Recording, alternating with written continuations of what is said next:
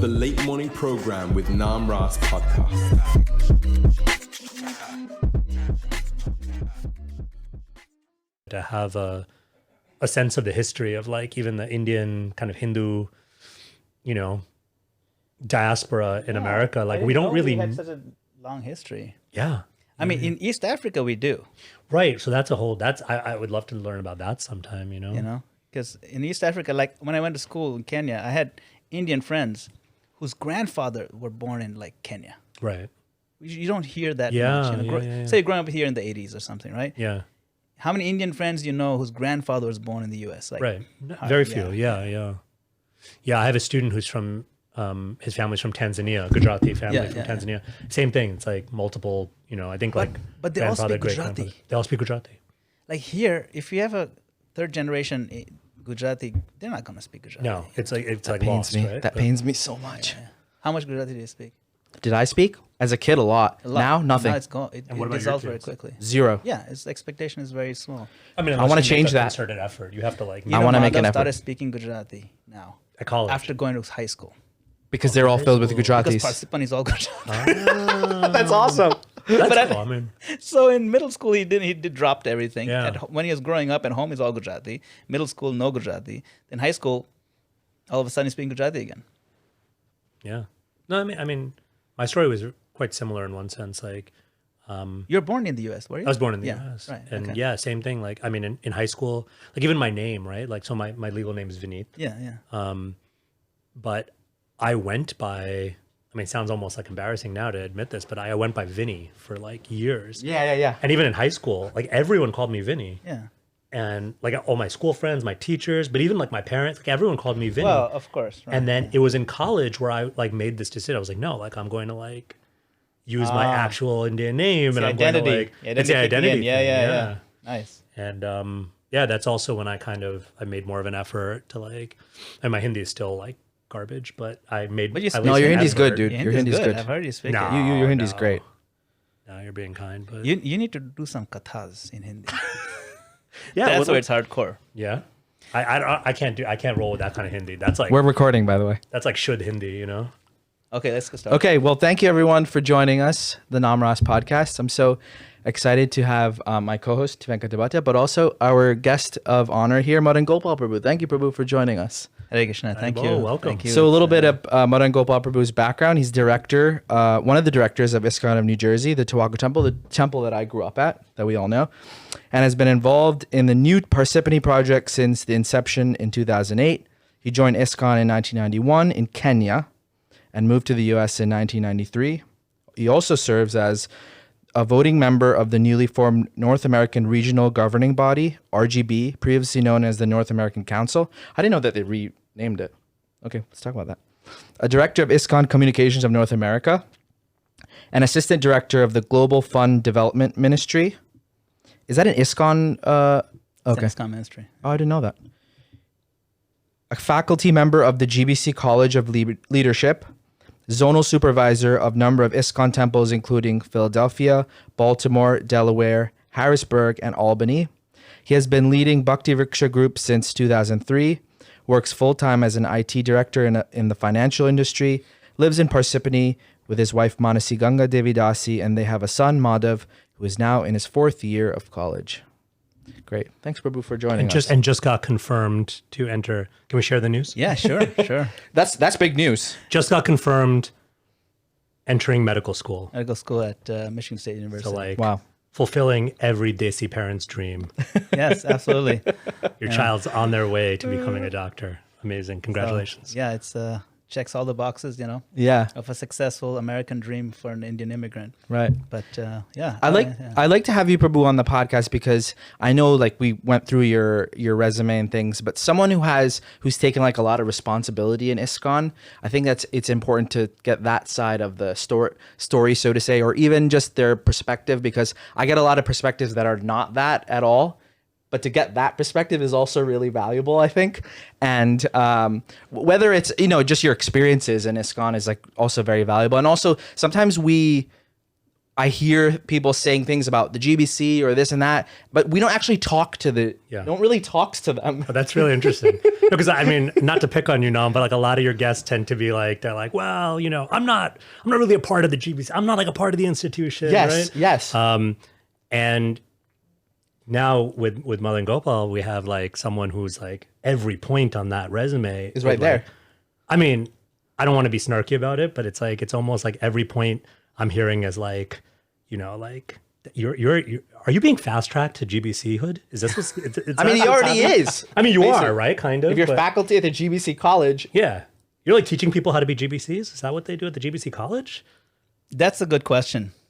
Let's start with that. Yeah, let's start with that. Yeah. I mean, we can start anywhere. Yeah, but we just started. sorry already. to just dive in. Yeah, no, but it's, first of all, it's a real honor to be with you, both of you. And we're old friends. We know each other for many years. I think you were my Sunday school teacher. I was at a some Sunday point. school teacher, and you, Is that he was wild? a little kid, and I remember wild. seeing you when you were in Gitan. I was in Gitanagari. I was going to Gitanagari when I was studying at Penn State, and Namarasa was just a little kid, but you're jumping higher than everybody else. As most enthusiastic kid, I'm like, wow, this is he's going to be a great devotee one day. And then a year later, I'm teaching a Sunday school at Tobacco. It was really Amazing.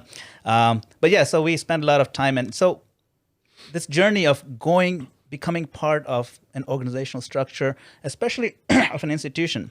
I forgot to get you water. You know, that's all right. We can stop in the middle and I'll get you water. Yeah, we can edit. So, in an organization like ISKCON, which is a spiritual organization, and it's also an organization, which is a problem, Right. You know, because I joined ISKCON. What I signed up for was inner transformation. That was what was compelling for me. It wasn't the externals of the organization. It was that it is actually possible to be a saint, to actually be saintly, you know, and that's what attracted me to it. And How old were you at this time, roughly? this is in 1991 when I discovered it. When I first came across it, I was actually an atheist, and somebody gave me some books. You were like a kid, like a teenager. I was yeah? 14. 14, yeah. Wow. Yeah, I was 14 but I was a 14-year-old atheist, very opinionated, which is very common, actually. So my whole thing about ISKCON was that this is all inner transformation. I really like Sachinandan Swami. I think you interviewed him, even he talked about inner transformation, you know, that this whole Krishna consciousness is about melting the heart. You know, and if your heart hasn't changed after chanting Hare Krishna, then it's certainly steel framed, right? So that Bhagavatam. So that was my whole thing. And another thing was that we should share this gift of spirituality with so much depth, with the amazing story of Prabhupada and all the inspiration that comes with him. So we should share it with others, and that's the whole thing Mahaprabhu said, you know, just Jiva Daya Krishna Nam, just be merciful to everybody you see. And how do you share that? You just go out and give it, you know. So that was the thing. Now the organization's aim is to share with everybody. But sometimes what happens is that, or a lot of times it happens, is when two people get together and you want to do something together, there'll always be disagreements. And when you have 5 people, there'll be more disagreements. And then you have politics and you have fights, and that's just natural. You know, so that's what kept me away from management. I'm like, don't call me into management. I never want to be a manager. I don't want to be involved in an organization. I didn't sign up for this. I signed up to be transformed internally. But then spending more time in Tobacco, a lot of devotees kept saying, no, you know, your opinion matters a lot. You should at least join this 8-person managerial committee because your opinion means a lot. Like, Yeah. why does it mean a lot? Well, because, you know, you give classes, people look up to you, whatever, and you're a teacher. Okay, so I'll start joining the monthly meetings. And then one thing leads to another. So then I figured that, okay, there's inner transformation, but I probably shouldn't be complaining about the GBC or the temple president or any manager if I don't understand what they're actually going through, what challenges they have. And another reason why you may want to join or be part of it is that, okay, then they're asking for people to join, then you go in and change the culture. Be part of the change. You don't have to necessarily go in and become part of what you may perceive as a corrupted culture or a fighting kind of, you know, group. You don't have to necessarily. Maybe you can go in and help out. So that's what gradually started got involved in different pieces. Yeah. And then started going to North American Temple Presidents meetings and seeing a lot of the challenges, you know, the shifts, ethnic shifts in ISKCON, so many different challenges. And then they said, hey, you should take the GBC college course. It'll be good for you, get an understanding of how to help out. So I took the course, and it's a pretty phenomenal thing, the course itself. So then before you know it, you're just serving. And if you see it from that angle, there's a lot of leaders in the GBC. I would say vast majority of the ones I know are actually very sincere. They're trying very hard. And while dealing with the challenges of fast growth and the challenges of interrelational problems, intercultural problems that have come up, you're still dealing with the heavy legacy of the difficulties that ISKCON went through. It's still continuing today. Yeah. So, and Venkat Prabhu, you know very well, as you were also director of communications for a while, and you know what we have to deal with in communications, where you have to make sure that we can communicate, but also deal with difficulties. So somehow I found, and here I am, you know. How do you like it? How has it been? Are there challenging times? Are there times where you're like, maybe I shouldn't be doing this, or? Yeah, a lot of the times. Really? Yeah, a lot of the times I felt maybe. It's like this morning, actually. Yeah, a lot of the times I do ask myself, maybe I shouldn't be doing this for several reasons. Is that, first of all, is it too much from one person to handle? Because you listed a whole bunch of titles. So I question that maybe there's one aspect of it. But at the same time, I also think that, okay, should somebody else be doing this? Maybe I'm not the right person. Do I have the right level of experience? So am I the right person, or is it too much for me? So I do question myself sometimes, but then I see when something needs to get done and I'm asked to do it, so I write some kind of press release for communications, or hold a meeting in designing a fundraising strategy for the fundraising committee or the fundraising ministry. Somehow, I go in there and spend just a few hours, but we do come up with something really good. And then I feel, wow, okay, I contributed something, So I do question myself, and then but when you're asked to do something and you actually can do something little, you feel that no, I should still keep doing it. Yeah. So. Yeah, and that, it's really nice when you have that kind of affirmation. You're like, okay, it is making a difference, right? Whether it's in something concrete or even just, devotees. I remember when I was doing communications work also, which, I would love to kind of compare. We've never gotten to compare notes. We never did. Which is really kind of do it right here. fascinating. Awesome. So we can do, Sure. we can do a little bit of that here if you'd like. But I know one of the things is, when I would be in those spaces of feeling or questioning, like, are we really, is this going anywhere? Are we making a difference?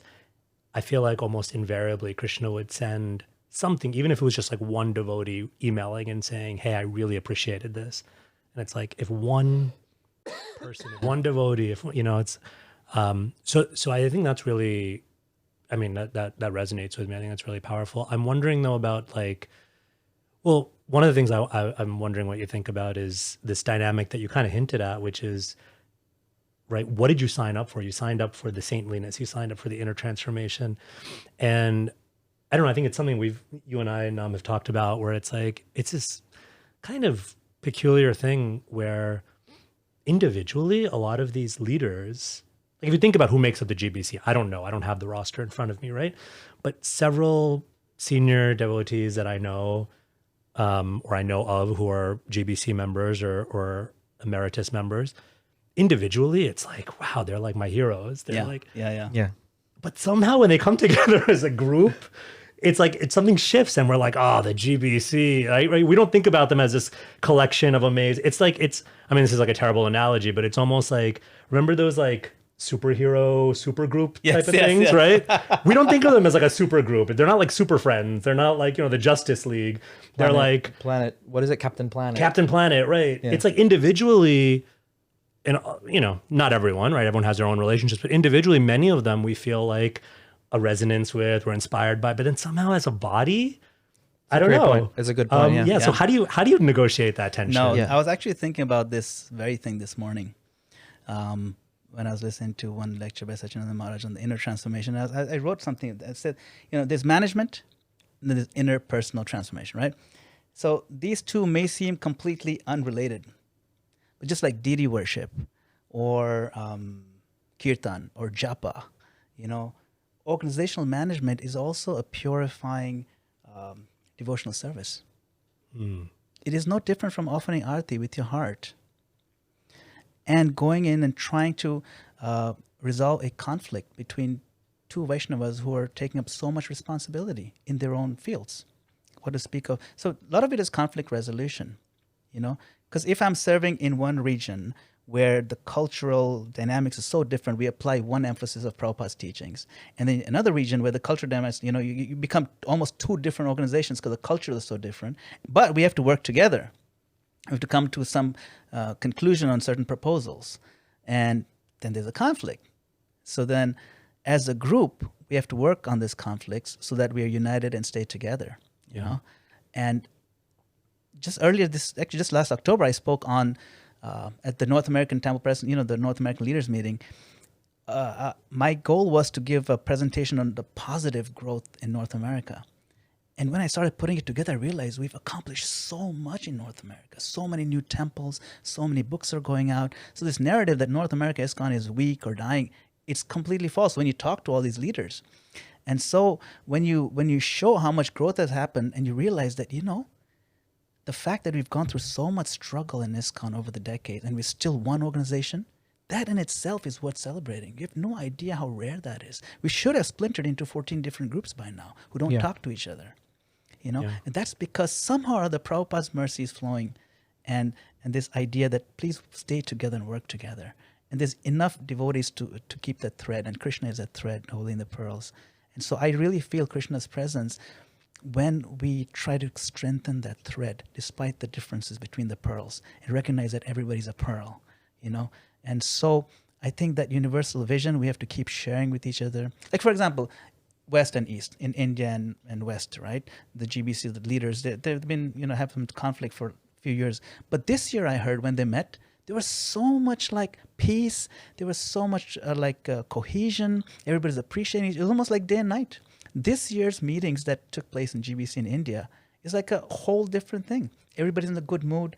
They want to let bygones be bygones. They want to find ways to dissolve differences. So it's so nice to see that happening. We don't hear that because we don't share that enough. But when you hear from the leaders, you feel there's a lot of hope that as a unified body, we can do a lot. Why don't we hear that more? That's a good question. I think because the tendency of news in general, good news rarely travels. Good news is not worth reporting, even if you look at most news channels. Right. Things that are really positive. That's why people have to make a concerted effort to get the positive out. Yeah. So some people say, I'm only going to put some positive stuff on my Facebook profile. I'm never going to talk. Why? Because it's so easy to talk about negative because that's where you get the likes and the hits and the angry faces. It's more exciting. It's sexier. More exciting. Exactly. It's more attractive.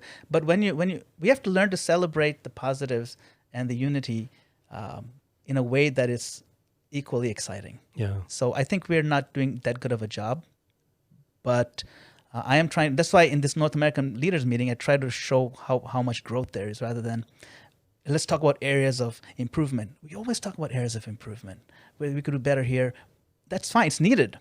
Yeah. But we don't talk enough about, look at this, how much we've done.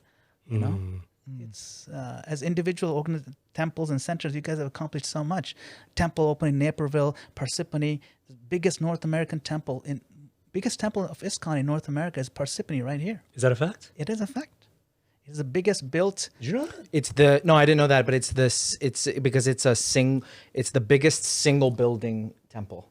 Oh. If you count the square foot of a single building. Yeah. Right. Like DC is like a number of buildings. Right. Houston's like a number of buildings, but like in that sense. Yeah. And it's also it is the most densely populated state of the country. Yeah. So it's important. So these kind of things, I mean, who thought that we could build this temple? So that sort of thing. So we celebrate Naperville opened, Potomac is opening very shortly. Baltimore opened just a few years ago. It's a brand new, built from the ground up temples. Yeah. And Minnesota has opened a center, and there are so many people. So celebrating the successes and sharing those successes. A lot of the North American leaders had no idea so much was going on. Yeah. Devil's advocate for a second. Yes. Are temples opening the measure of success still? Is that it's typically been right in ISKCON? It is one metric. Okay. That's what I'm saying. There is always important discussions to be had on areas of improvement. One area of improvement, which I've been talking and harping on for a while, is the ethnic shift. We all know it's not just in North America, it's in Australia, it's in UK, everywhere, where the diversity is gone, or at least the representation, the ethnic representation of the local people is not there. It's all Indian based, right? That shift has happened. But I was thinking about it, and in the 70s and 80s, right? If somebody joined the Hare Krishna, it'll typically be a Western person. Someone will ask them, why are you joining Hare Krishna? Are you a hippie? You're not a hippie. Why did you join the Hare Krishnas? Even back then, we were pigeonholed. It was only for the hippies. Right. Today, if somebody joins Hare Krishna, hey, why do you join Hare Krishna? You're an Indian? It's the same thing. It's just the pigeonhole demographic has shifted, but the concept is always there. And the concept is what? Stereotyping. That Hare Krishna is meant for a stereotyped group, which is what Prabhupada... As opposed to a kind of a mainstream, as opposed to everybody. Like everyone. Yeah, like you shouldn't... nobody should have to ask you that, why did you join Hare Krishna? You're not X. Nobody should have to say you're not, part of this ethnicity, you're not part of this culture or group or something. It should not be like that. So we should not pigeonhole ourselves. And that's our challenge. Go ahead. I feel like we talked about this extensively. We talked about this a little too much, actually. So I didn't know we were going to dive right into it. I don't know if you know what you just stepped into, but come on, he's ready for everything. I've written essays about this. No, I know. I've read the thing about the ethnic shift is that it gives me the sense that it's like that ethnic group's fault that this is happening, and that doesn't sit right with me. Yes, if you come to that conclusion, that's a fallacy. It's a logical fallacy. So that's not what you're saying. Let's just be clear, right? Of course not. No, I know that's not what he's saying, but it has that flavor to it, right? Yeah, it definitely does. Yeah, it is a very quick fallacy to fall for. It's the most obvious one, and most people do fall for it, and then people start getting offended by it. And then some people get offended by the fact that we're talking too much about it. Right. I don't think we're talking enough about it. And I think the solutions to kind of come out of that, we're not paying enough attention to them, which is why I'm putting a lot of energy behind things that I've seen that work. Maybe we can talk about that. Like, for example, the Krishna House model for Gainesville, okay, with Kalakanta Prabhu. That, I think it works. Even today, in very measurable numbers, you're getting young non-Indian people coming up to the point of initiation. Can we pause right there? But that's my point, right? Like, right, I think that's maybe, I don't know. I don't it's want to one speak metric, for you, but that's maybe part of the tension is, even when you just said that, if I understood correctly, you said it as a very positive thing. Like, we should be celebrating. Look, young non-Indians are getting initiated. But like, why do we have to define success by apparently putting down a demographic, right? The fact that they're non-Indian is somehow something that's like really good. But like, what about young they were Indian all Americans? Yeah, exactly. They were all Indian, and but they were just like me or him. That's like we're American. So when I say non-Indian, you're non-Indian. Right. Your passport says United States. So so again, I talk about Western mind. So this is right. So we're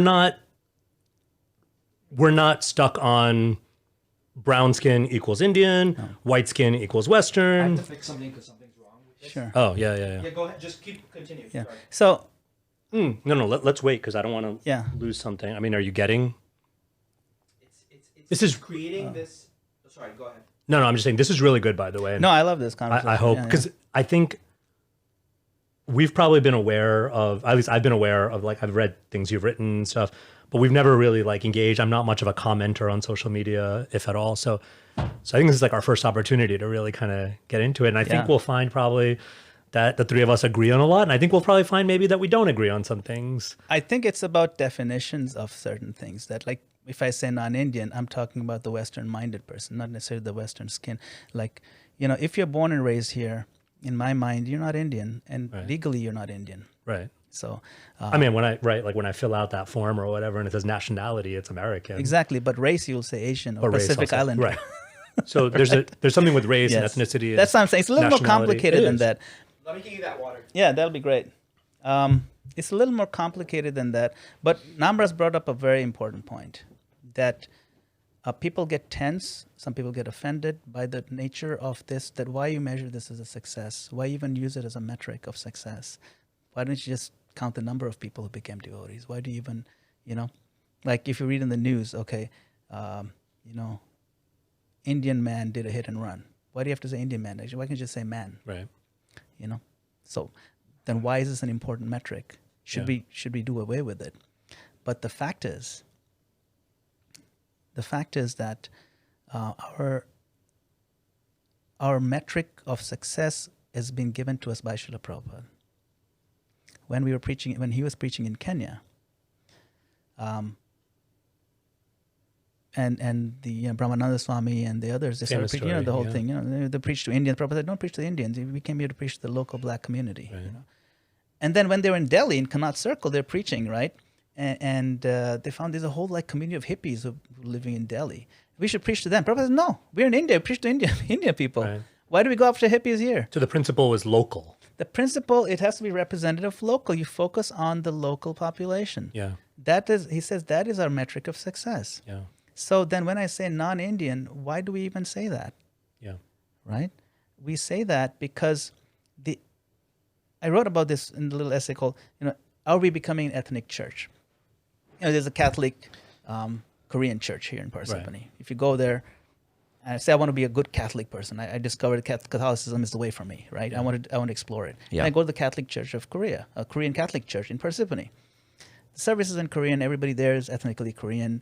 The food is Korean. They talk to each other in Korean. I'll feel out of place. Yeah. That church is doing what they say they're doing. They're Korean, Yeah. But it's not for me. But that's not what ISKCON is supposed to be, right? Have we become that? We don't need to say ISKCON of Indian people. It just becomes obvious, right? When you invite somebody off the street, they'll come once. Yeah. And they feel I don't belong here. They'll be smiling. Oh, it's so beautiful, very nice, very nice. You don't see them again. Yeah. Because you'll feel so then. Yeah. Right. That's what Prabhupada wanted. Prabhupada wanted us to be. Are we good, by the way? We're good. Yeah. Okay. We're good. Yeah. Okay. So you know what I'm saying, right? It doesn't. We have to approach this as with the detachment of sociologists. A sociology professor observing the social dynamics of certain organizations.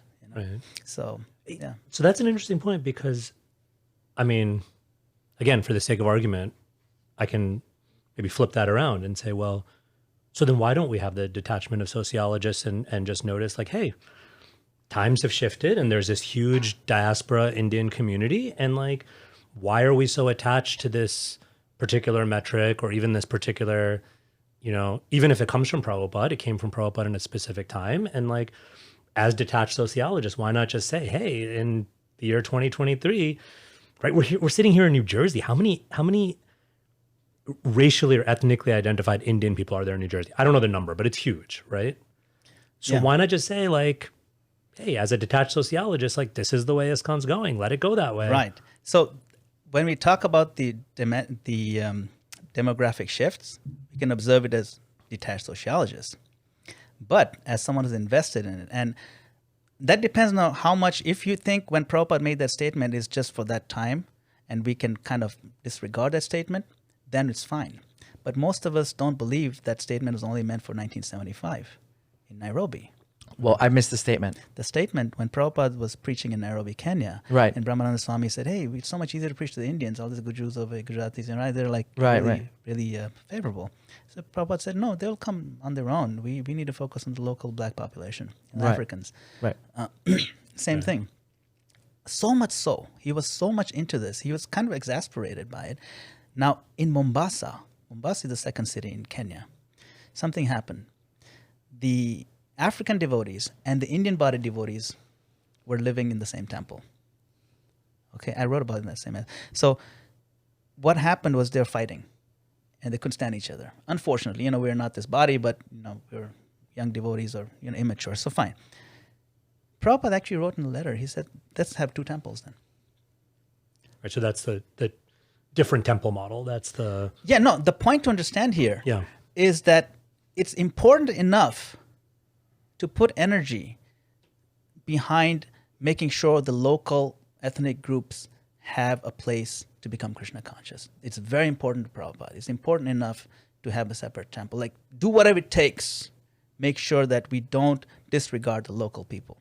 So it's about not neglecting the local community. Everyone, right. And I think, the reason I'm kind of maybe, some might think I'm beating a dead horse here because we're talking about this so much, but language matters, right? And so when you frame it like that, I feel like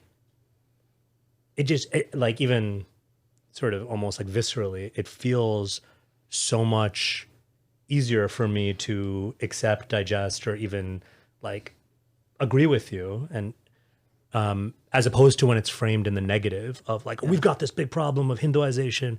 We're turning into, right? Like, oh my gosh, there's like too many Indians. It's like, the feeling behind it, right? The mood behind it is quite We're framing it wrong. Framing it. It's very important. It's very important to frame it right. We should not say there's too many Indians. We should say there's not enough non-Indians. There should be 25 temples in New Jersey, very big temples. Yeah. Because we have that much population, Yeah. and it should be representative of whichever area you're in. If you're in central New Jersey, then it makes sense if 80% are Indian and 20%. You should look like your local population, that's all. basically. I want to say something related, but not completely related. That, okay, you have a temple that's probably 99% Indian, but then when we make the shift in the preaching and outreach that, we want to preach to non-Indian people, I think it's a little unnatural for a completely 99% Indian temple to be trying to like push on this, this thing that, we need to get more Western people, we need to get more white people, when, like, why not just double down on our strengths instead of try to do something more unnatural? Yeah, so that's a good question. In fact, we're actually doing this in Baltimore. I'm a zonal supervisor of the Baltimore Temple. And in consultation with Kalakanta Prabhu, we're trying to work out a strategy where we focus quite a bit on what is working already, the low-hanging fruit of the Indian immigrant community, that we don't take off the foot off the pedal on that. Okay. Then what do you do? So what we've done is just a block away, we've actually purchased a separate property for Krishna House purposes. We actually bought a house and we're fixing it up. And the idea there is that what makes Krishna House work is an ashram model. That's what made ISKCON work in the early days. Anyone who's interested in discovering Krishna consciousness, doesn't matter whether they're Indian or not Indian, but you want to have an immersive ashram experience. Like you were in an ashram in Bhakti Center for a while, And so same kind of thing. That's what Krishna House is, and we're trying that out, different places, But the energy or the support financially is coming from the Baltimore Temple. And there's enough donors and enough people who believe that this is an effort worth putting into. So they actually bought it like a $300,000 property. You see, so it's an organic thing. Now, when you're growing enough, it's if you look at it from a corporation, okay, from a corporation point of view, Pizza Hut and Taco Bell, two different, Italian, Mexican, they're owned by the same corporation, right? If Pizza has done really well, a lot of people don't know that. I didn't know that. Yeah. So who benefits when Taco Bell does well? The same corporation. Not Pizza Hut directly, but a lot of people don't realize all the money goes to the same people, right? So then to have a branch of Taco, you don't have to have Taco Bell and Pizza Hut you don't need to have the same menu in the same location and just merge those two restaurants. Keep them separate. Yeah. And you're offering to the public, and whatever people will like, doesn't matter what color they are, if those Indian born or ethnically Indian but born here with the Western mindset prefer to be in the ashram model like you did, then they will go to the other one. So those who like Mexican will go here, right? So if you look at it from that point of view, that is success. There's so much potential out there to make tons of money. Let's do Mexican. Let's do, Italian, whatever, right? So that's any organization who's in the restaurant business wants to make so much money and become popular. And if they find that if we have 5 different flavors of what we offer, we'll make more money. That's all. So if you look at it from that point of view, that let's make Krishna conscious available, ubiquitous, and people don't even need to know the two branches are related. In that analogy, Taco Bell is a Gujaratis, right? Just to be clear. Just substitute. There's like a Taco Bell Gujarati connection. Oh yeah, totally. Sure. Substitute the beans. That's it. So. I mean, there's so much to discuss here, but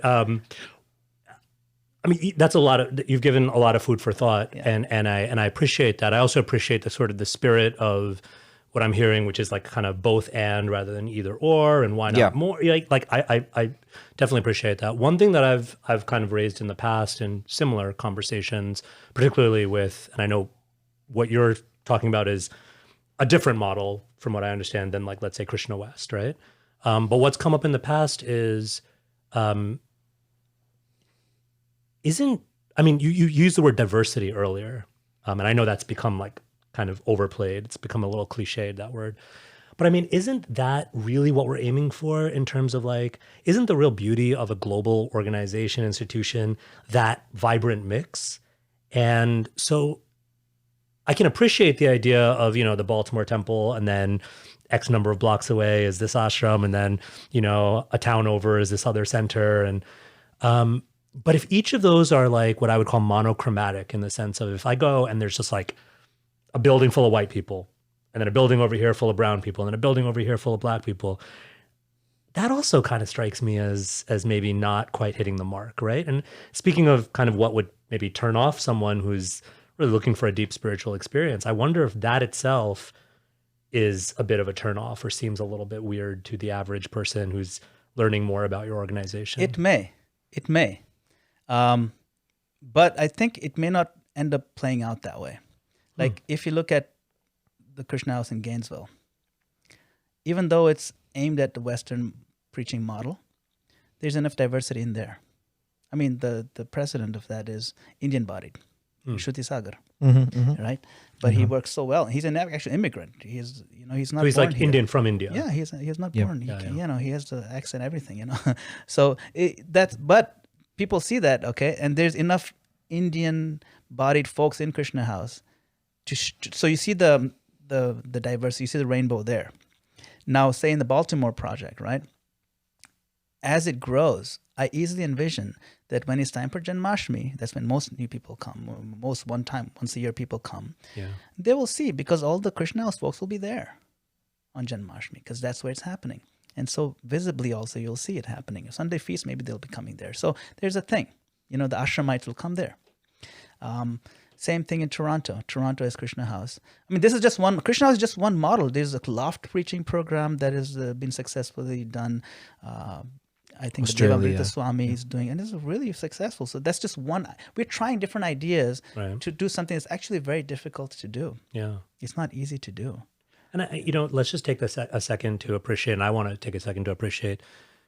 Like, let's acknowledge this is like difficult work. And I feel like a lot of these conversations, we just gloss over that and we act almost as if like, oh, this is like a no-brainer. And why don't we just it's like, this takes some real effort. It takes some real thoughtfulness. It takes experimenting. It takes being willing to try something that may or may not work. And, so I really want to appreciate that you're acknowledging like this is hard work. Mm-hmm. Yeah, no, it's not easy to do. But you know why I mean, we take it for granted because Prabhupada made it look easy. Yeah, right. Think about what he accomplished. He made it look so easy. Why can't we just do that? He had thousands. We just needed a couple of hundred. Why can't we do that? We can't. We can. We are his, descendants. We better shoot for the rhino. But it's not easy work. But don't you think that? I mean, that's like maybe another topic. Maybe it's a bit of a tangent. But like, don't you think that's also one of those sort of like ISKCON myths that things were easy things were really difficult for Prabhupada. One of the things that we were talking about in a different context pretty recently, actually, we weren't even talking about it now that I think of it. It was something that our teacher Radhanath Swami was sharing, was just reading through something like Prabhupada's diary on the Jaladuta, or reading through some of these like really early years, like Prabhupada struggled. Oh yeah. Right? Even reading Lilamrita. I mean, sure. I know at a certain point, there was even some controversy about the way that Lilamrita was written because of how, quote unquote, human Prabhupada is depicted as. And I never understood that controversy, because to me, what melted my heart, because Lilamrita was one of the first things I read and I was just blown away. And what made me fall in love with Prabhupada as a spiritual teacher was like, he was so real and he struggled and he tried things and was sort of humble enough to switch gears when something didn't work. He was like, I have this idea. Okay, it's not working. Let me now switch gears, right?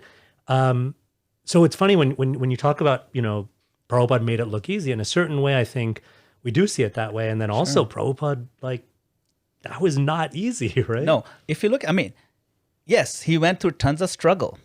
But if you look at the historical context, Bhaktisiddhanta Saraswati Thakur tried so much. He didn't succeed nearly as much. Yeah. He sent sannyasis to Germany.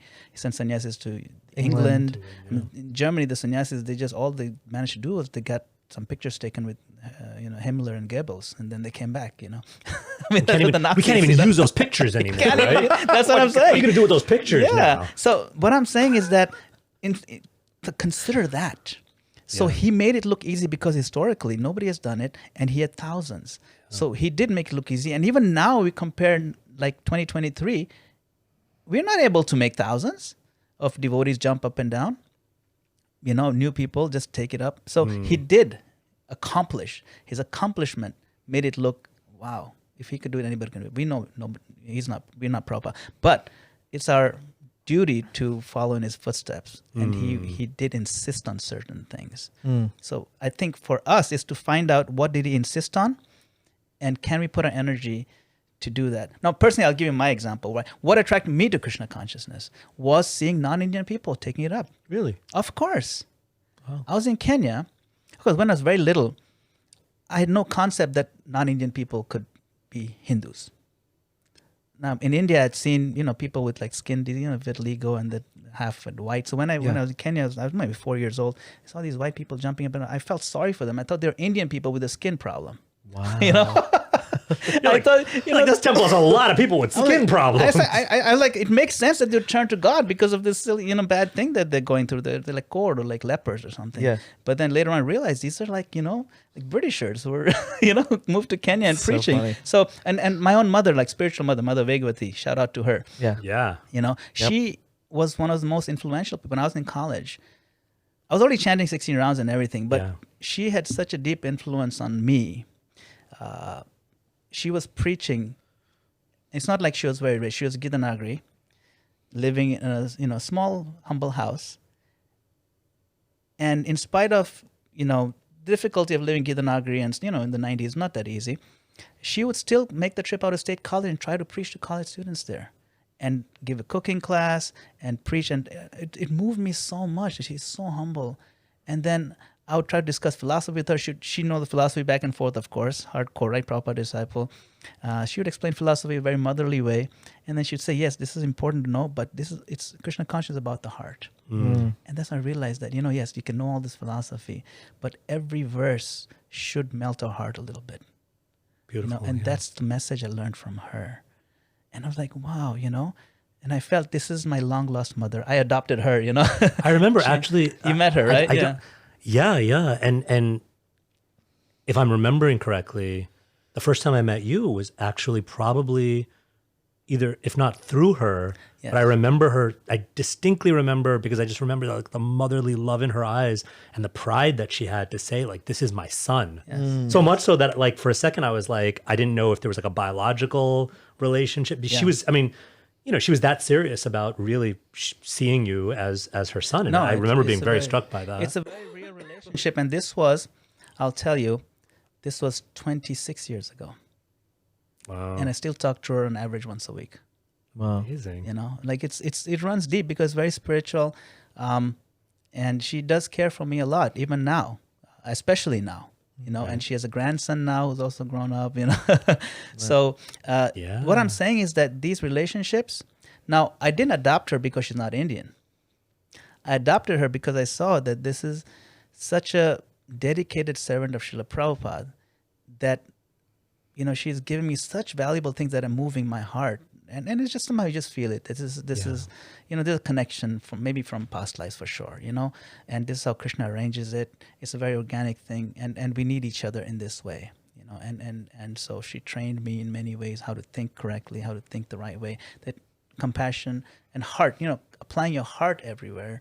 The intelligence all Krishna will give you. The heart is always our choice where we invest our heart, So that's what I learned. I learned from her how to cry.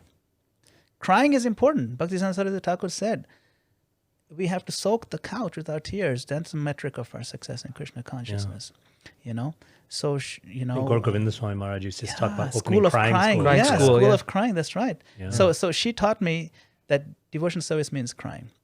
She taught that to you. She didn't have to say these words. She didn't say any of these words with her. But whenever she would see the deities, when she would come across some passage in Prabhupada's book, she would be moved. Even in class, I said, I need to be like my mother. Yeah. You know, so it was so very nice. inspiring. So that's the point. That's part of my spiritual growth is that I appreciated what Prabhupada has done for us. Yeah. And at first, the diversity is a point of attraction, and then you go on to the next level where you realize this diversity is an illusion. We are all souls. There is no diversity in that sense. This ethnic diversity is irrelevant utterly. And this relationship of mother and son, this is what matters. Yeah. And so we should be able to cut through these superficial labels and give access to everybody. Let us not use this ethnicity to become an artificial firewall. Because now you're building a firewall, an invisible firewall that blocks out the vast majority of the people who live in the place where we operate. Right. If you look at it from that angle, this Prabhupada's mercy needs to reach everyone. We got to figure out what to do. We should try not to be offended about every little thing and see it as a racial offensive kind of thing. Let's find out a way to give Prabhupada to everybody, you know. And if we see that we've built the cocoons that are not serving the right purpose, we have to figure out a way to, undo some of that. That's all. Yeah. I've never heard it explained like that. Yeah. That's such a good way to explain I it. like it. It's very thoughtful. I mean, it's sad that in the many years that we've been devotees that I have not heard it explained like that. I've been explained it more the way you were saying, where it's like, oh, there's too many Indians, or and all that kind of kind of language. And I'm not easily offended by things, No. but that it does. It's like all the struggles my parents went through. Like it kind of like puts it to the almost like side of negates it. that or It kind of erases it, negates right? it. Yeah. Yeah, no. So where I think a lot of that comes from, my personal opinion, is we get mixed up with the racial dynamics of victimhood. For example, that's one thing. What Mahatma Gandhi saw being, people being treated badly, because that's the first time he experienced racism and the struggles. And then this whole thing of what is that misappropriation of religion? I don't know that actually is a term where you appropriate something in. cultural Yeah, cultural appropriation. So now some people see when they see like white people putting on tilak and everything, they think this is cultural appropriation. Right. This is my religion. How dare you, wear a sari or something? You're offending me by doing that. They think we're putting on war paint and pretending to be Apaches or something. Right. It's not the same thing, and that's a problem too. Yeah. So when you see it from that angle, from the modern day view of racial dynamics and victimhood and all that, then it's very easy to fall in that fallacy. I think so. That's why I like to reframe the narrative that we need to give this to everybody. I think you're also a powerful voice to do that, being in this sort of like hyphenated identity yourself, right? It's actually pretty funny. I was thinking of that because I was not born in the U.S. Yeah, where were you born? and I was not born in India. That's neither here nor there. Yeah, literally, right? I was born in Kenya. Kenya. So you were born and raised in Born Kenya. and raised in Kenya. Yeah. And then came to the U.S. during like your undergrad days? 93. or- Yeah, undergrad. I came to Temple University. Okay. My parents did not want me to be a devotee, by the way. My parents were not happy that I took up Krishna consciousness. Like, what is this? You're going to be a sadhu. They were stressed out all the way up till I got married. Wow. Yeah. Yeah, they're like, he's going to be a brahmachari, and that's the end of us. I'm the only son. Yeah, right. And so they're like, this is so bad that he's... But they'll still take me to the temple. When I was 14, I'm like, okay, it's time to go. They said, no, you got to watch your cartoons. Which parent tells you got to watch your cartoons? Because I used to love these cartoons in Roadrunner. It came at the same time as the Sunday feast. I'm like, Dad, I don't care for Roadrunner anymore. I want to go to Hare Krishna. They'll reluctantly take me because nobody wants to be that Wow. parent, Yeah. But I can relate a little bit. Yeah, I was just gonna say. Oh, really? I was just gonna say. Yeah. Similar. Although it sounds like your parents were like a lot nicer about it. But yeah, so all joking aside, I mean, that perspective is not one that you often hear, right? Because again, in this other way of spinning the narrative that is either about blame or about victimhood or about whatever, it can feel very like, I mean, this is something that again, that we've been bothered by, is like this binary where it's like, again, Indian is assumed to be India and Western is assumed to be white. And, but you're in this very interesting liminal hybrid space where, are you Indian? Are you a Westerner? Like you really kind of push the boundaries of even how those things are understood, even within the context of ISKCON. Like, I mean, I hope it's not too, I'm not going to ask you to speak to something that's confidential or something not for public consumption, but you kind of alluded to some tensions between India ISKCON in India and ISKCON in America and Europe, let's say, right? The West for all intents and purposes. And you're an interesting figure even in that mix because you are very much an ISKCON leader and teacher in the context of North America. You are ethnically of Indian origin. And from what I understand, and maybe you can speak to this, you have deep respect for and a kind of, you've learned and been mentored by some of the leaders in India. Absolutely. They continue to be, is that right? Continue, yes. I like you mentioned the two ministries I'm involved in. Yeah. So in the communication ministry, my boss is Anuttama Prabhu. Wonderful Vaishnav. Yes. Shout out to He Anuttama is Prabhu. a great hero. He is my guru in so many levels. I appreciate him very much. He was my classmate in GBC college. He sat behind me. Really? Oh, really? Yeah. He actually took the GBC college course as a student, even though he wrote some of the materials himself. Wow. So he really a real warrior for Prabhupada, a real systems thinker. It doesn't matter who is the GBC, you have to follow the system. Like in the sense that, Oh, yeah. so you shouldn't make it so personal, just make it systematic so things make sense. Like for example, the GBC zoning, if you have a GBC who is in charge of, one temple in India and then 3 in South Africa and then 7 in West Coast of US and 1 in Russia. How does that make sense? Yeah. Yeah. He's like, this makes no sense because the same thing is happening in US, in North America with the same kind of issue. Right. So we're making 5 contiguous zones now. One's the north, and then there's the northeast and the south, and then there's a middle zone, and then the west coast. And realigning all that is a bit of a challenge, but he's really going for it. So I learned a lot from him, right? Yeah. How to do that. And so many other things I agree with him on, almost pretty much everything, okay? And then on the other side, another hero of mine is His Grace Devakinandan Prabhu. This is Devakinandan Prabhu Of in Juhu. Juhu, yeah. Devakinandan Yeah. Prabhu of Juhu. He's Prabhupada disciple, and he's the global minister for fund development. So I got to know him very well when he started getting involved in our temple here in Parsippany to help us with the fundraising, and became really close. And he's mentored me in so many things, and he's another hero of mine. Yeah. Really. So I have 2 worshipable heroes. Very different from each other. They're very different, but they're also friends, by the way. Yeah. Okay, which is nice. Which is a nice, which is that's a nice thing. In spite of some differences of what they might believe in how certain things need to happen, I think the fact that I'm common to both of them, I get to see both sides. Yeah. And I don't think both sides are as different as some people may think. Yeah. I think there's a lot more agreement. Maybe some voices are very hard on one side, some voices are harder on the other side. They're hard opinions, but I think there's so much potential for finding common ground, which is why this year when everybody met, there was a lot of cordial, agreement, a lot of things, which is great. So I think there's a lot of potential, a lot of hope. But I do get visibility into both sides, and when I see it, I think there's hope. So yeah, I mean, I'm bridging both the gaps in that sense from my experience. And I'm grateful to the Lord, actually, and to Prabhupada for putting me in this place where I'm neither here nor there, but actually I'm in both places in one sense, because you get access to it. And then maybe another opportunity is that if I see some tension building because of misunderstanding this side, I can represent this side, or vice versa. And I can say, no, he doesn't really, mean that way, the way you perceive it, and so on. I think that's a possible service that I could do.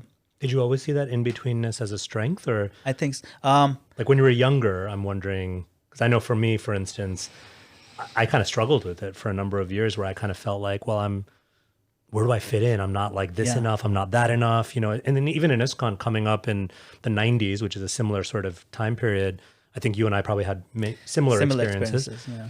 And, there was a lot of exciting stuff happening in the 90s. And I had like a lot of friends, for instance, in like the Krishna core kind of scene. Yes. And kind of hung out in that scene a little bit, but I never quite felt like I was 100% there. And then, sort of, I could see that there was this like very robust congregation, kind of happening with a lot of folks like from India, but always kind of felt like a little bit of an odd man out, even in the kind of Indian cultural spaces.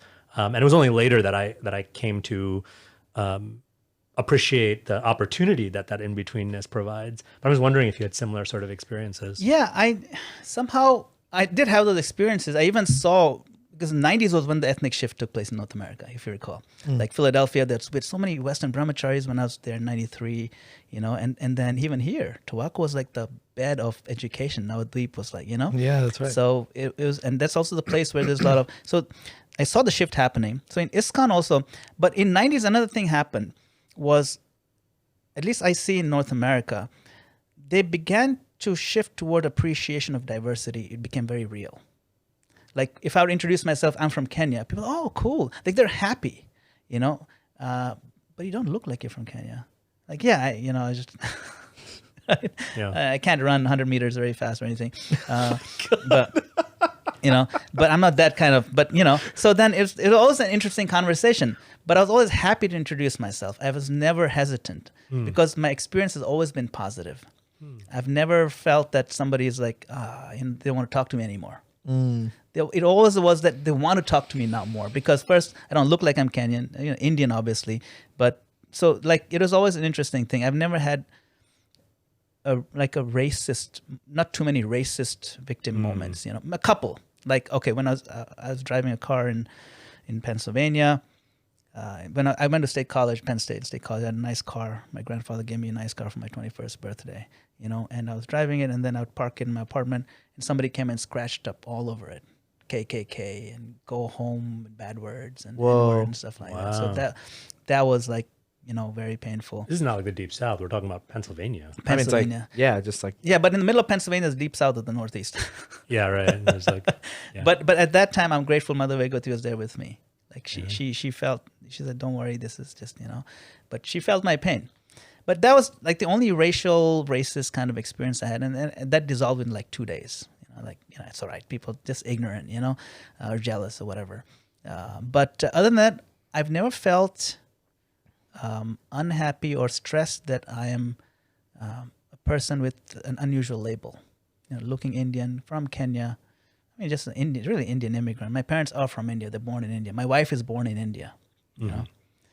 We had funny experiences. Like I remember, I still hadn't become U.S. citizen. I was a Kenyan passport holder.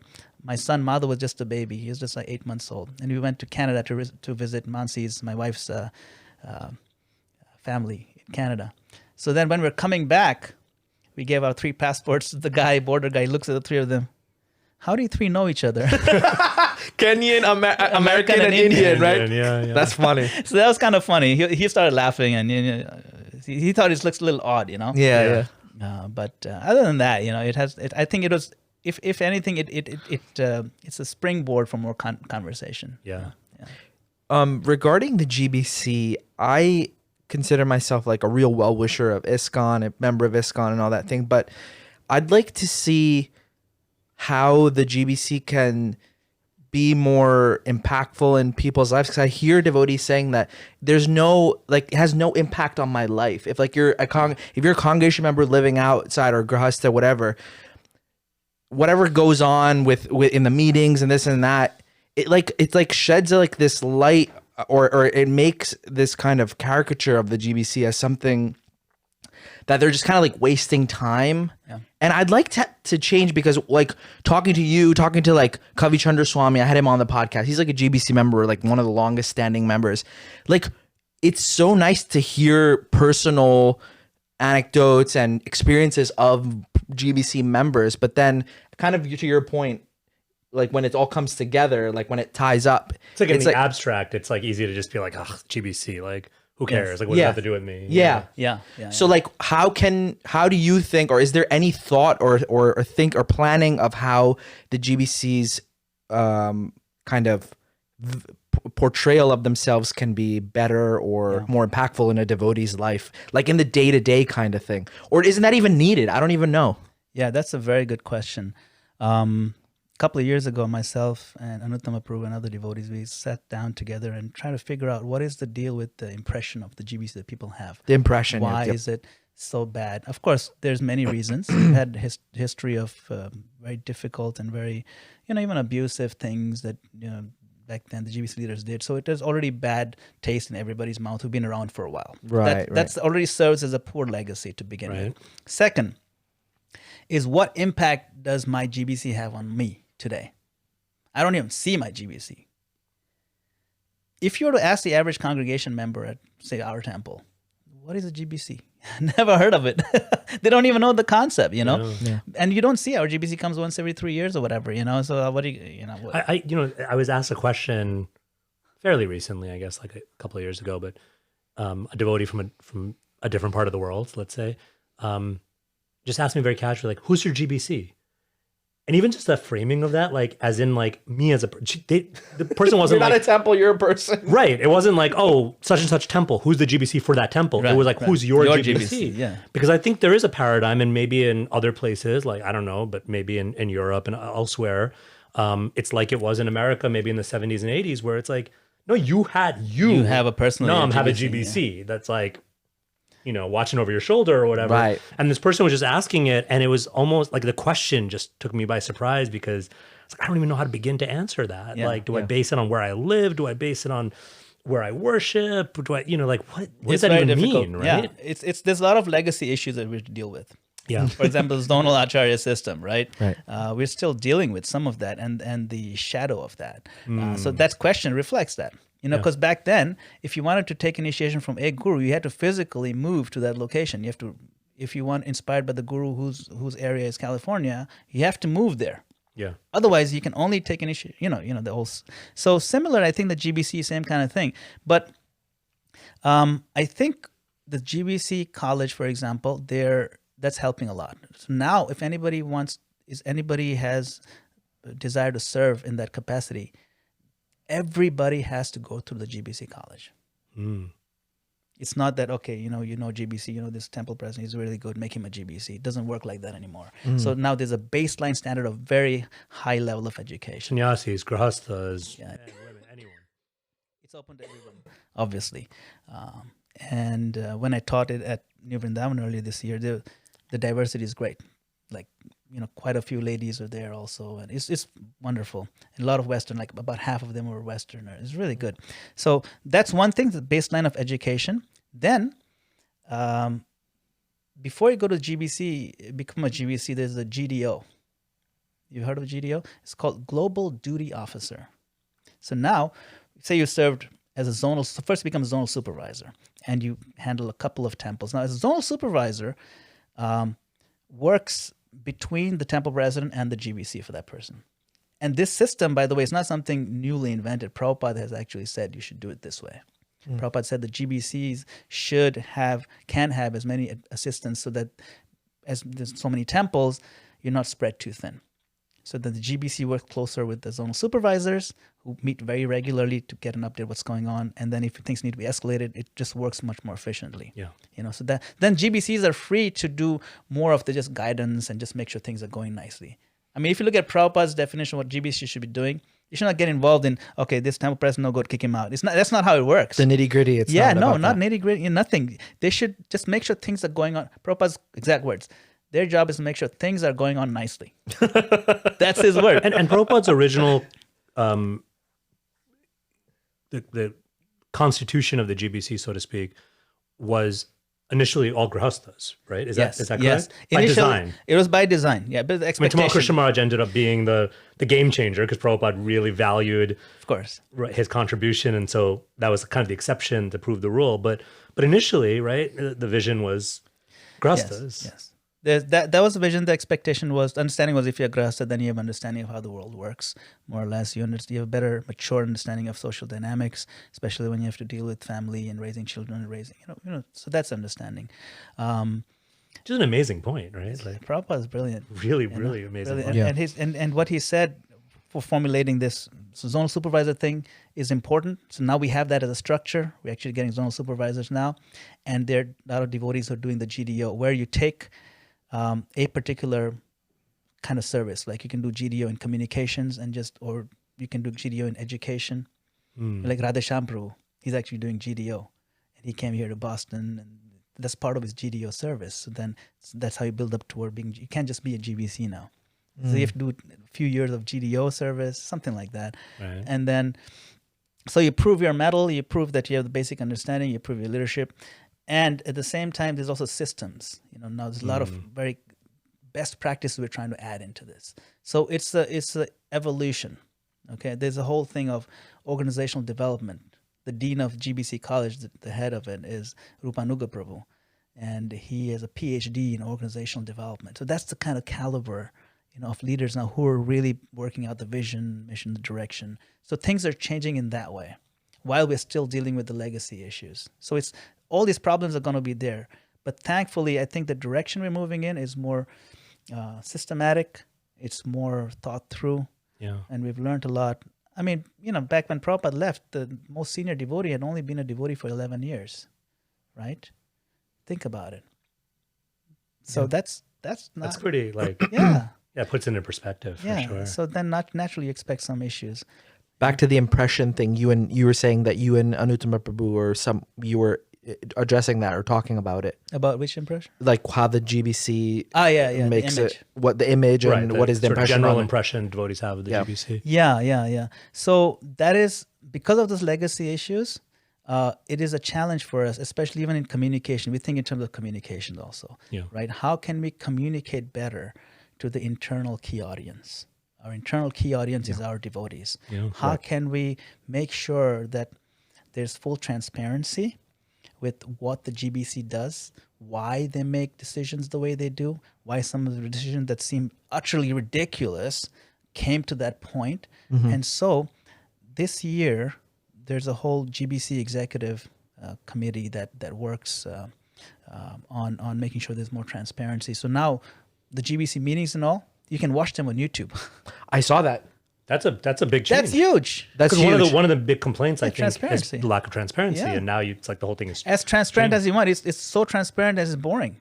It's C-SPAN. It's C-SPAN. It's C-SPAN for devotees, right? Yeah.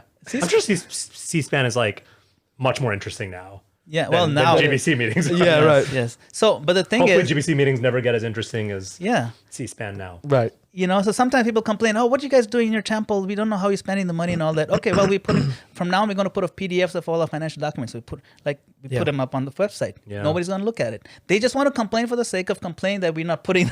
But when you put it out there, no one's going to scrutinize it because it's boring as heck. Yeah. So same thing's going to happen. But if anybody's interested why we came up with certain resolution, what is the thought process? What are some of the people? You can see the discussion that goes back and forth, and the presentation that people put forth. That okay, we need to grow in this certain way. We're not taking full advantage of these opportunities. This is what we propose. Let's do this, and so on. And then you hear it. You can read the transcripts. You can see what was done, and you can read the proposals. You can read the resolutions. So I think that is a huge quantum leap in perception.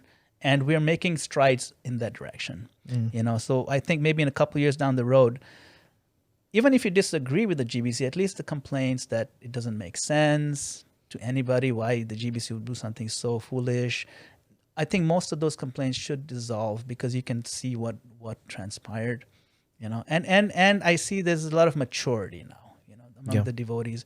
We have GBC Emeritus folks, the leaders who but they still can give us advice and we can turn to them. Which is also like a huge thing, right? Because when you have someone who's serving in a capacity, I'm not trying to I'm not talking about anyone in particular. I'm not trying to psychoanalyze anyone, but I think it's just natural when you have someone who's serving in a certain capacity for so long, it's natural, even as devotees, for our identity to be so intertwined with that it can be almost like if, I can only imagine if if I'm like a GBC and I've been doing that for X number of years, it's like, how do I transition into something else? It's like, no, that's my identity. If I'm not a GBC anymore, then I cease to exist, And Prabhupada said GBC for life. And Prabhupada did say GBC for life. So how do you reconcile? But then we also know from an organizational standpoint, it can become very unhealthy to have people sort of locked into positions, even just for their own sort of emotional. And so I love the idea of formally recognizing and appreciating, just as they do it like in academia. It's not perfect, but the idea of emeritus status and really valuing someone for what they can give, even in that later stage, which will look different than what they can give in their earlier stage of the GBC elder service. advisors. I think my spiritual master, Satsvarup Maharaj, was probably the first one to step down. He stepped down very early on from the GBC. And people were shocked. What, you can do that? Well, I mean, people were shocked. And I think it also, some people, unfortunately, were disturbed because, and I think now, maybe looking back on it, hopefully we wouldn't be so disturbed by such a thought. Yeah. But I think, in that sort of immature way of looking at it, it's like He's a little ahead of his time in that He way. And a lot of the things, there's a lot of intertwined with guruship, which is a whole nother topic. Yeah. Guruship, I have so much to talk about that, but that's another thing, because there's a crisis now. There's a crisis of gurus. And not gurus falling down anything. There's a crisis of shortage of gurus. You remember how many gurus used to come by Tobacco, right? So Tons, many. yeah. Today, if you're a new devotee who's been coming for the last 5 years, how many gurus do you have exposure to anymore? When you say gurus, just can we get some Initiating clarification? gurus. We're talking about initiating ISKCON gurus. We're talking about Diksha Guru. Initiating in- Diksha gurus yeah. in ISKCON. Okay. And you don't see much visibility anymore. And there's a push now. It's been pushed for a while. Yeah. One of the metrics of a successful educational organization or school is student-teacher ratio. Yes. And Prabhupada did say, I want to see tens of thousands of gurus. Yeah. He said it. He said, I want to see millions of gurus happening. His expectation was very realistic that by 1976, maybe so many of you will be able to initiate. If you read that letter, there's letters like that, or 75. And he had a whole system. Is that the one where he says, my spiritual sons and daughters? Yes, that's the one. Yeah, we can get to that daughters part in a second, 'cause I know you guys have thoughts about that too. But it's a great... The point is that he was very pragmatic. And he was serious about that. That wasn't he was very hyperbole. serious. That wasn't... And so serious was he, in many places he said it, that guru does not mean that he has 4 hands, 3 heads, and 8 legs. He said it sounds funny, but, what was his point of saying that? His point of saying, don't get weird about it. You all should be guru. You can be guru. I'm giving you the order to be guru. Oh my gosh, put that on a t-shirt. Don't be weird about it. Don't be weird about it. No, the problem is we are weird about a lot of these things. Yeah. We're making a big deal. Because we make a big deal of it, nobody wants to get into it. Yeah. Oh, guru means this thing has to be worshipable and this. No. Prabhupada said, just Jara Deko Tarak, Mahaprabhu said, Amara Gya Guru Haya Tare Desh. On my order, you become guru. Just whoever you meet, you're influencing people. You're teaching them anyway. But then it gets weird because it's like Shakshad Haritvena Samasa Sastra. Yeah, but Kintu, there's a Kintu there. Kintu. But there's a big but there. When it comes to these references, I like the big butts. Anyway, so he likes big butts and he cannot lie. Yeah, I'm not gonna lie. So Kintu, Prabhorya Priyavatasya means, but he's a dear devotee of the Lord. So what does that mean? But let's do some exegesis. I know we spoke about this, but I know. I want to. This is a great. So this question always comes up when I teach a disciples course. I've taught it like 6 times. You were one of my classes. I was one of your and students. we really got into it. We got into it. Yep. So didn't you drop out of that? No. No, I went. Tulsi had to take it to get initiated, and I was like, "Oh, I'll go with her." You were like the auditor. Well, sort of, yeah. No, but we had great conversations. We had great conversations. Sat in the back of the room and threw spitballs. And sort of. He was one of the naughty ones. Verbal spitballs. I'm used to it because he was my Sunday school student too. So I know how naughty he is. Yeah. No, but I love that. Can we take just 2 more seconds let's on do this? it. But yeah. So extrapolate. So what is the significance of Kintu Prabhorya? Yes. So why does it say Sakshad Dharit? Means he is Sakshad, personally Hari. The word Sakshad. But then the Kintu is meant to tell you that he's ambassador of the Lord. Kintu means the ambassador you treat just like the prime minister or president of that country. Not even one less flower in his garden should be there. It should be the same number of flowers, like it should be that level of respect because he's giving you access to Krishna. So we have to be so grateful. You show gratitude to the Lord by showing gratitude to the Lord's representative. Right. Guru Brahma, Guru Vishnu, Guru Deva Deva Maheshwara, Maheshwara, Guru Sakshad. There's Sakshad again. How many scriptures is this found in? Sakshad Dharitvena Samasta Shastrair. All scripture. It says right there. I mean, it's right in the verse. You know? So now, Radha Govinda Maharaj, he gave a very nice analogy. It helped me a lot to clarify this, right? He said that Hindi mein bolte hain na, maybe I'll speak a little Hindi. I'll translate. Sure, go for it. Hindi mein bolte hain ke ye to bilkul gadha hai. Bilkul. Bilkul gadha hai. Means he's 100% donkey. Yeah. It's a way of saying he's an idiot, right? And then someone says, but iske kaan to aisa nahi hai, uske paon to aisa, his ear is not like that, his face kind of looks like a human being. That's not the point. Right. 100% donkey means he's very stubborn, he's foolish. That's what I meant. Not like really 100% donkey. Right. So Sakshad Dharitvana doesn't mean that, he's going to sprout the forearms and chop your head off his Sudarshan Chakra if you rub him the wrong way. Yeah. but he is to be seen as good as the Lord. Right. It's a statement of Pav, right? It's a about, statement. yes. Yeah. That's another thing that we need to understand. Okay, maybe let's talk a little about philosophy. This one philosophical point I found resolves so many contradictions in understanding. Okay, one is called Tattva Vichar, is called Rasa Vichar. Yes. So in Tattva Vichar, I mean, it says Krishna never leaves Vrindavan. Then who was that person in Dwarka killing people? That's also Krishna. So yes, the Vrindavan Krishna never leaves. So in one sense, he's two different people, but in another sense, he's the same person. So when it comes to Tattva, it is one person, Vishnu Tattva. Nrsingadev, Lord Ram, Krishna in Dwarka, Krishna in Mathura, it's all the same person. Yeah. Narayan. But when it comes to Rasa, then it's different. Yeah. You see, Rasa. So similarly, if you understand, is this statement on the platform of Rasa, the Bhava part, is a poetic understanding, or is it Tattva Vichar? It's not that difficult to understand if you have a thorough reading of everything. Then it's very easy. The more you read Prabhupada's books, the more adept you'll become at identifying, oh, this is obviously Rasa point, clearly. Yeah. So you don't need, but we don't want to be pedantic. If we become pedantic, means, everything is literally taken and you don't have any scope for poetic expression, then you'll get stuck at every step and you'll fight about things. It's also a recipe for religious fundamentalism. Absolutely. When you have that kind of literalism. I mean, we tend to be a conservative tradition in terms of, yes, we do take a lot of things literally, or we uplift the literal truth, but the kind of literalism you're describing, it's a recipe for fundamentalism. It's a recipe for infighting and just even for like very illogical conclusions, like you're saying, right? I mean, if you take that statement ultra literally, you have a lot of problems with that, right? If you're expecting your guru to be directly... But that has had real world problems in this world, a world of ISKCON today. And the problems have manifest by saying, okay, the guru said this, but the temple president wants you to do this way. We talked about a lot. We did that, a lot. In the guru course. That happens a lot. That you drop your temple responsibilities because all of a sudden your guru changes plans, he's going to be in the neighborhood. So now you're supposed to run the Janmashtami festival, and it's 3 days from now, you're in charge of everything. Yeah, my guru's here, forget that. Somebody else can have to drop everything and go there. It has real world impact with this organizational interweaving with the guruship worship. So how to deal with that? It's a problem. So we need to work out those kind of things. And then there's also this other thing of a rock star guru. Yeah. That a guru has to be a huge rock star with tens of thousands of disciples. Right.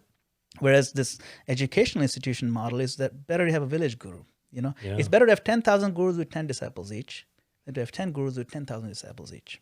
The same number of disciples. It just makes a lot of sense now that we've matured. Maybe back then it was different. So that'll help a lot in general. Another thing I remember when we were speaking about it, Tawaka, was that it's about a person who's strictly following and being the representative, like the transparent via media. What was that terminology that use? I thought that was a good point because sometimes, like you're saying, sometimes we think, oh, that's just about forearm thing, but but mostly it's about someone who's just very like a good devotee is two like the main Prabhupada thing. said exactly what you said. Prabhupada said two things: strictly following and knowing the science of Krishna. Now, in that letter, he said you have to pass these exams. And he said, I'll give you the exam. You have to become at least level of Bhakti Vedanta. You study these books, you know them well. You pass the exam to show you know them well. Yeah.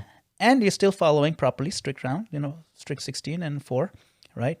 If you're doing that, you're living clean life, living exemplary life, you should be guru. I mean, that's not should be, but that is the baseline criteria. Yeah. Yeah. I was actually having an argument on the same topic, but moving to the Vaishnavi part, right? I was having an argument with somebody. He said, look, Prabhupada says in this letter, he says sons and daughters. In another conversation, he says, yeah, sure, why not? She can be, maybe not so many, but she'll be. In a famous conversation with a scholar of, with of our Professor tradition. O'Connell. Professor O'Connell, who was, Yeah. just for context, I mean, because I love that conversation for a number of reasons, but one of the reasons is like in context, this was not just some random conversation with some random guy. This is someone who is himself or was himself at the time, probably the leading Western scholar of our movement. tradition of Gaudiya Vaishnavism. Sure. Okay. Yeah. That's right. And so in that context, to speak with Prabhupada speaking to someone that he knows very well, the depth to which this person knows and is trying to appreciate and understand our tradition. So just to set that context, but please. Yeah, no, exactly. That's why it's a very powerful conversation. Yeah. So I was having an argument with somebody who's not so much into the Vaishnava Diksha Guru. And he said, and Prabhupada said, like, Mother Janava, she was, Guru, she initiated. So he gave an example in that same conversation, I think, So then this fellow was just, he said that, but Mother Janava, she's, basically Godhead level, right? She she literally demonstrated forearms. She literally showed forearms. That's what he said. He said, if any Mataji in ISKCON can show forearms, I'm all for it. Yeah. And then I quoted this other thing that Prabhupada said, Guru does not have to have 4 arms, 3 heads, and 8 legs. He kind of walked into that one. He walked into that one. Yeah. You have to give it to him. So so what's his response? I mean, is there a response to that? He stopped talking to me. Because why do we say, oh well, Vaishnavis? He just blocked me. No, but why do we or some all of a sudden when it comes to Vaishnavis, it's like, oh, but they have to have like 4 arms. But like, when is that demand ever made to the X number of male gurus in ISKCON? That's exactly right? the So point. there's a double standard. If the women need to be, Vaishnavi needs to be like Mother Janava, then why don't the men, Vaishnavas, need to be like Nityananda? Yeah, right. Yeah. Yeah. Why do we have to? I feel like why is this even such a big deal? Because it's not like you have hundreds of Vaishnavis saying, I need to be a guru. It's probably maybe 10. I don't even know. As Prabhupada said, not so many. Not so many. Like, why is that?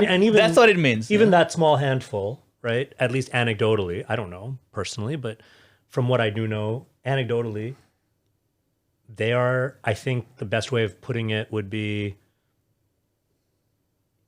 reluctantly stepping forward, not for personal kind of, Yeah. I mean, these are people who are like seeing a need and serving and again, we can't, we don't want to get into trying to like psychoanalyze or understand a Vaishnava's mind, but just as we give the benefit of the doubt, I hope, to male gurus that they're doing it for all the right reasons and in the right spirit, like, why not? Yeah. why not? Another thing was that I think it's not just about being guru, but it's about being like an ISKCON guru.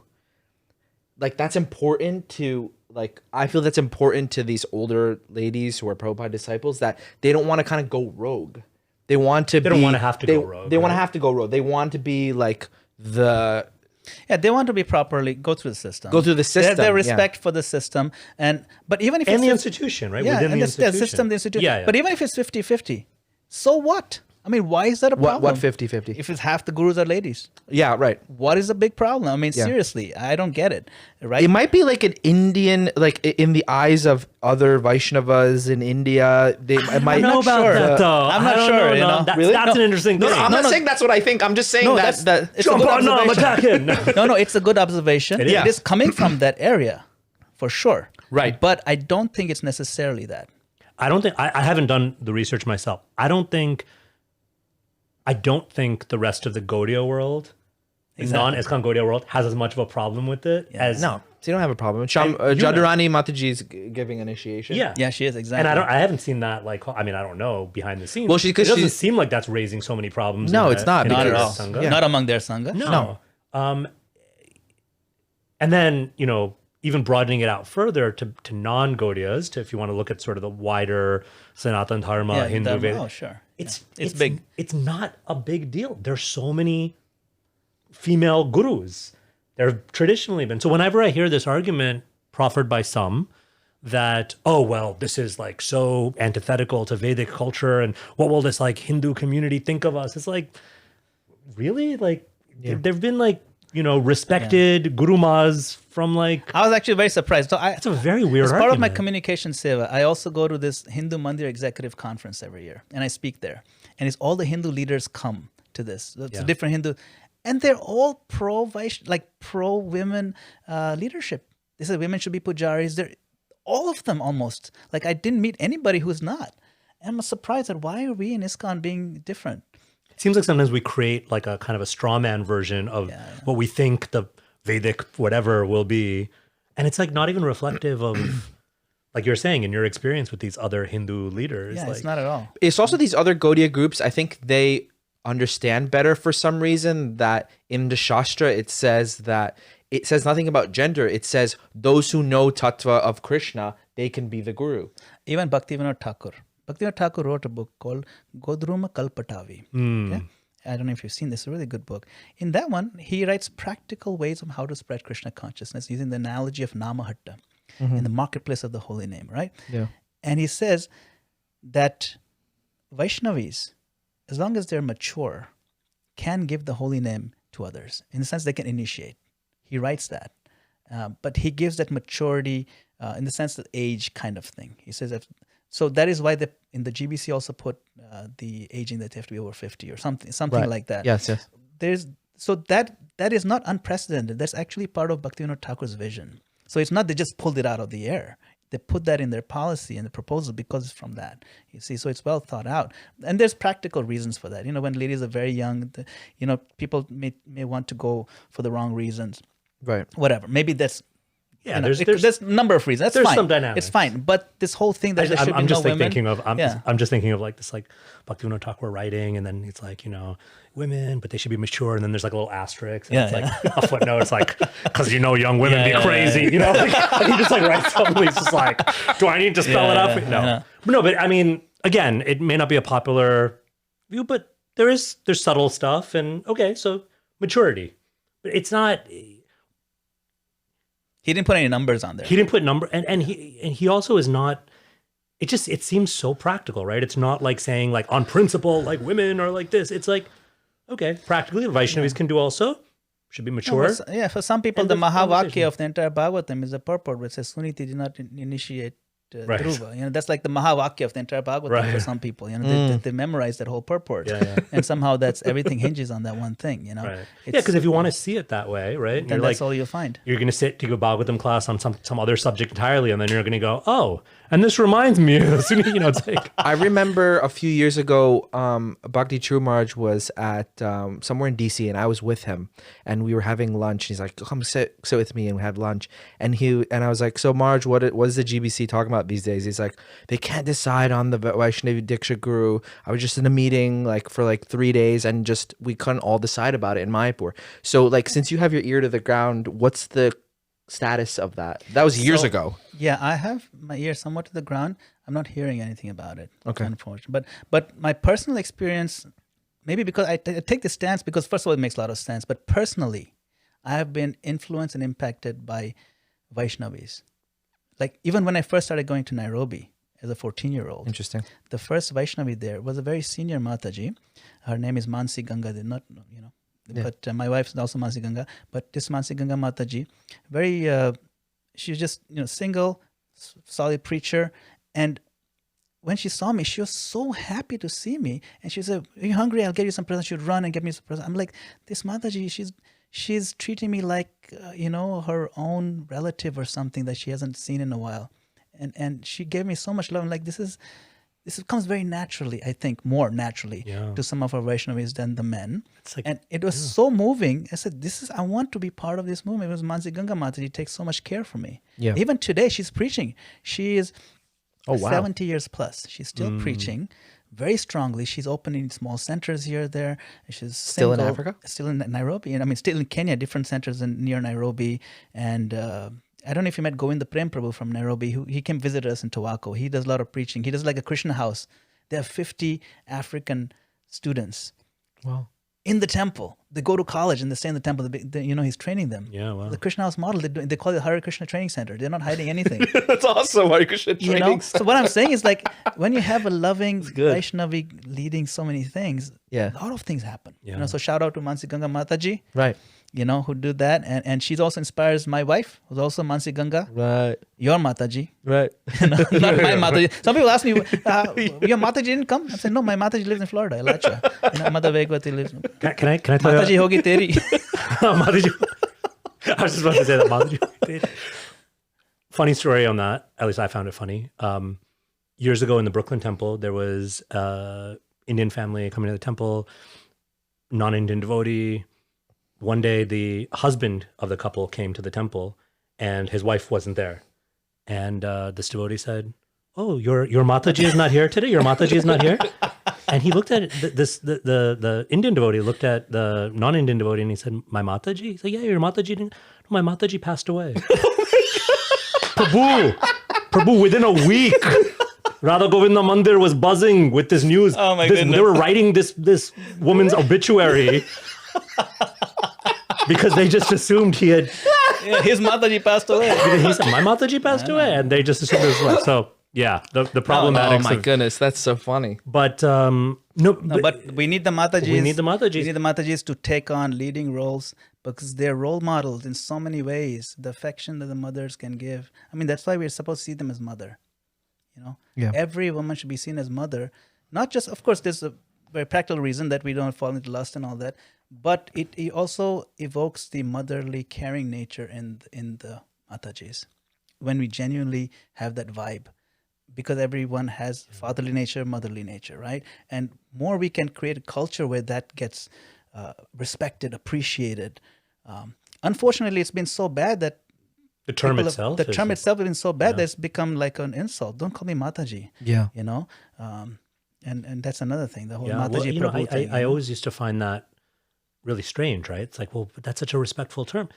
And then when you start hearing some of these stories from women and how that word has been like transformed and it's a so bad word. tragic. It's like, tragic how because- did you take this beautiful concept? I know, because this is the hierarchy. Okay, Mataji is way up here, then Maharaj, and then Prabhu. You're saying that's the In what my it should mind. Meant to, be. in your In mind. my yeah. mind, Yeah, yeah. yeah. Mataji is here in terms of worshipability. Maharaj, Prabhu. Why would you want to go from here to here? Yeah.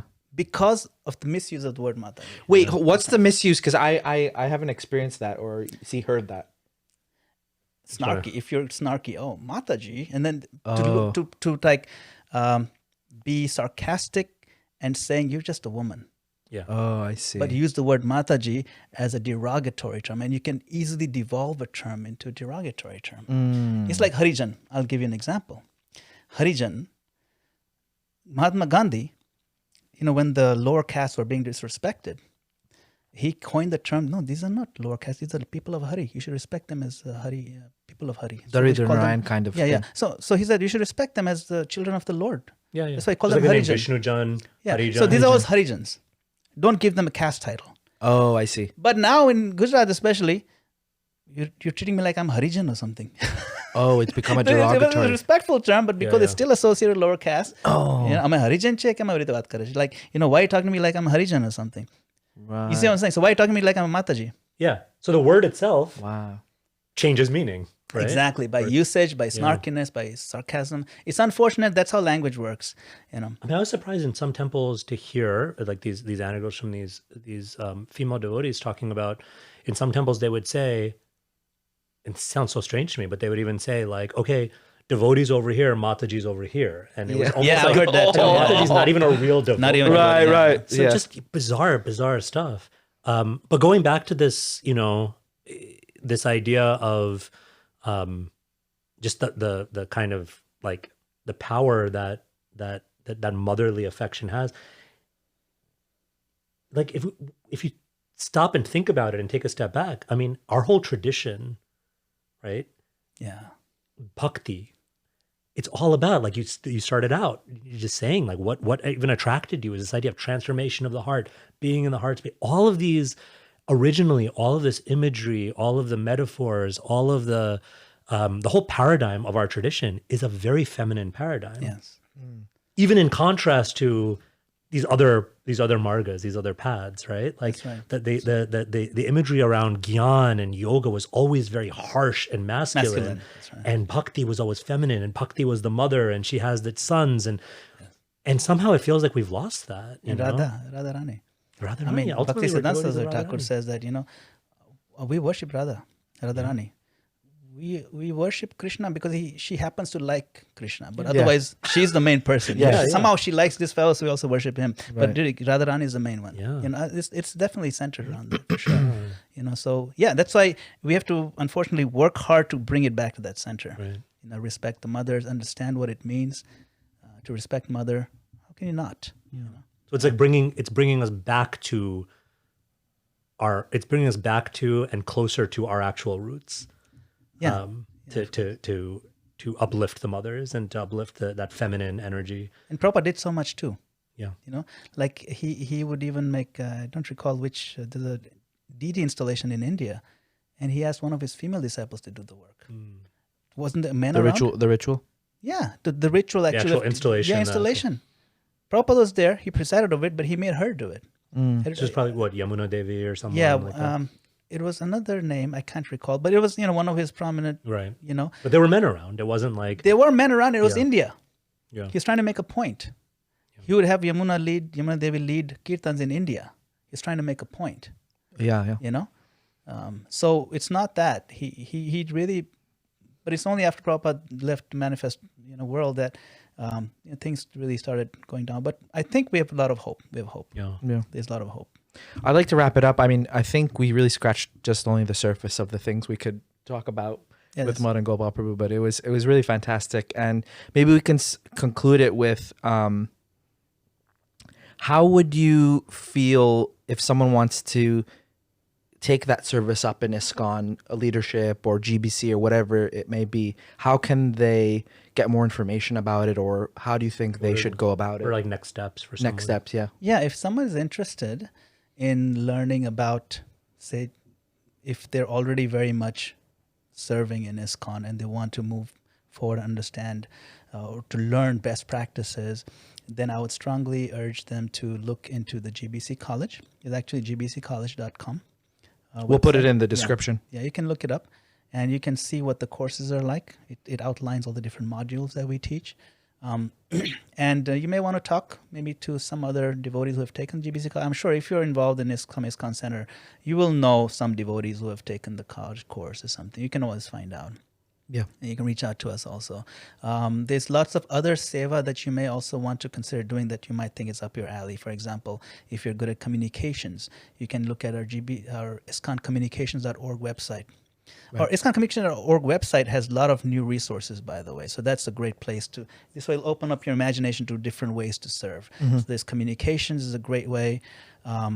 Then And that would include ISKCON News. ISKCON News is ISKCON News. Big shout out to ISKCON News. ISKCON News has become very vibrant these days. We have lots of articles coming out. We have a great editor now, Thomas Haribol. Yeah, Thomas Haribol Thomas.